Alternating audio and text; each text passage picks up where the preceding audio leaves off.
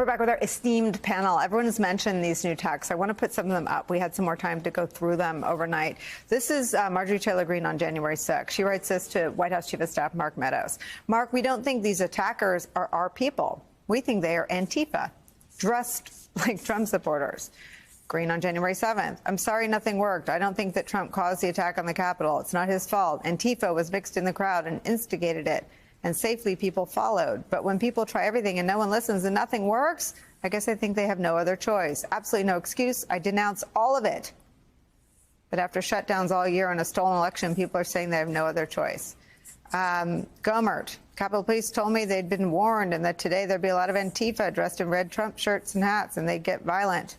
Clyde, he's the, what did he say? Oh, these are just regular tourists in a hearing. He says this on January 9th. I'd like to pass to POTUS that we are still with him. I believe in him, and I want to encourage him. Neil, what do these texts say to you? What's their import? They show me that approximately 11 members of Congress, I think, are identified in these texts as having discussions with the White House about overturning the election with Mark Meadows and others. And to me, the most striking thing, Nicole, is these are only the texts that Meadows has turned over voluntarily. I think there are about 1,000 that he is still withholding, and he apparently thinks it's worth risking jail time to make sure we never find out what's in them. And the texts are, to be sure, bonkers. I mean, you talked about the Marjorie Taylor Greene one blaming Antifa during January 6th. I mean, you got to admire her persistence. She knows the Capitol's been breached. She receives the word of an active shooter, and yet she still has time on the fly to make up this conspiracy theory of Antifa. And then others are just beyond bonkers, even making Marjorie Taylor Greene's look sane. Like, there are a bunch of them from the MyPillow guy, Mike Lindell, and I was skeptical about the quality of MyPillows before, but now I'm definitely concerned because it looks like this guy hasn't gotten a good night's sleep in a decade, and just makes, you know, it's a very, very scary thing. And what I think Carol said and others are absolutely right. This was a plot designed to basically create a soft coup through violence to buy time for this, you know, congressional vote, and that's what Congressman Raskin was talking about as well. It is chilling. Neil, I know you have students to teach. If you disappear on us, we will not take it personally. Max Boot, I want to come to you on these texts. I mean, the notion that they were in the room as participants in the whole thing, and then what they participated in got out of control. And they said, no, wait, this is Antifa. This stuff is Antifa. Is so bonkers as you watch the prosecutions and the jury trials. There have been 3 writers put on trial. 3 juries have found them guilty, and they were not Antifa. They were Trump supporters who believed Donald Trump's lie. There's a direct lie. There's a direct line between the lies they were told by Donald Trump and the conduct they engaged in on January 6th. Well, what's striking to me, Nicole, is that there's always been a lunatic fringe in the Republican Party, but it used to be truly the fringe, you know, folks like the John Birch Society in the 1960s. And this is the same mindset that you see with the Marjorie Taylor Greenes and the Louis Gohmerts and all the rest. I mean, they are almost literally out of their minds. I mean, the stuff that they believe is illogical, it's dangerous, it's crazy. And yet these people are not truly the fringe anymore. The fringe in the Republican Party is people like Liz Cheney or Adam Kinzinger who are saying we need to uphold the Constitution, respect the sanctity of elections, and defend our democracy. That's the outlying view in the Republican Party today. The mainstream is the people who say that the election was stolen from Donald Trump. I mean, that is, in fact, a litmus test for being a Republican in good standing. I mean, you see the way that David Perdue is humiliating himself in the Georgia gubernatorial race by putting the big lie front and center. And this is a formerly establishment Republican, but this is what they are doing because they think that's what they need to do to connect with the Republican base and to avoid the wrath of the orange man who still remains the dominant figure within the Republican Party. This is a very dangerous situation for American democracy because, as we all know, Joe Biden's opinion ratings are very low right now. It's very possible to imagine that not only do Republicans win the midterms in the fall, but Donald Trump could easily be elected president in 2024, and you know, with all despite all the revelations about his attempts to overthrow our democracy, if he wins again, he'll get another chance. It is a brutal political reality, Donnie, and I think it's important to show who Mitch McConnell, who said he felt exhilarated that Donald Trump basically had been revealed and discredited. Nothing of the sort came to pass. And now the people in the Republican Party who are ascendant are the Lauren Boeberts of Colorado, who tweeted this when Elon Musk bought Twitter.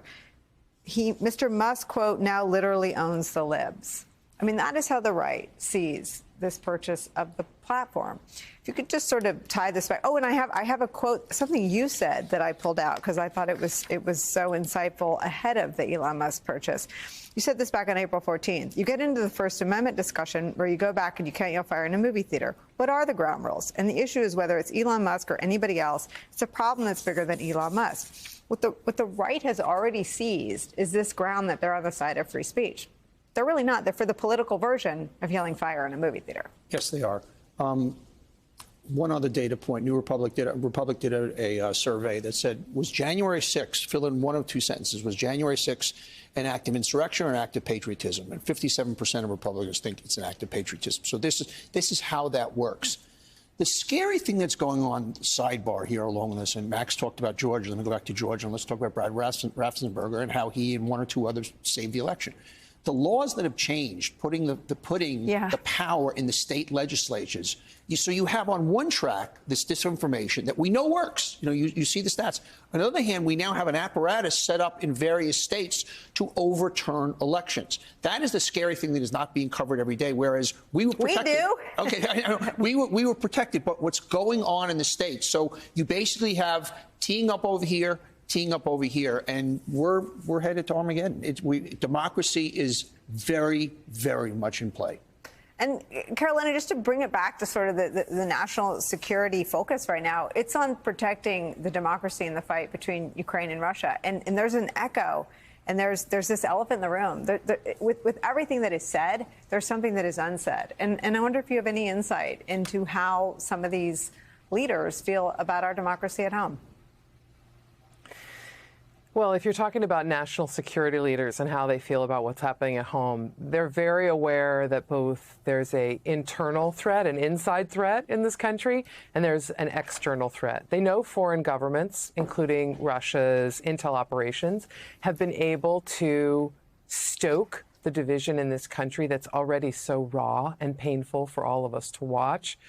At least, 2/3 of the country willing to believe certain things that are demonstrably false because their leaders say it, or because, more importantly, the leader of the Republican Party right now, Donald Trump, says it. So that's the inside threat. Then that's the external threat. Then there's the inside threat. Some of what Russia is doing to, and has done in the past, to divide our country, divide our populace, stoke division and chaos, Republicans are willing to go along with and are amplifying and or enabling. And I think what they, I first said it on your program because you asked the best question, which was, I have interviewed very senior Republican members of Congress who say they are afraid of their constituents at home.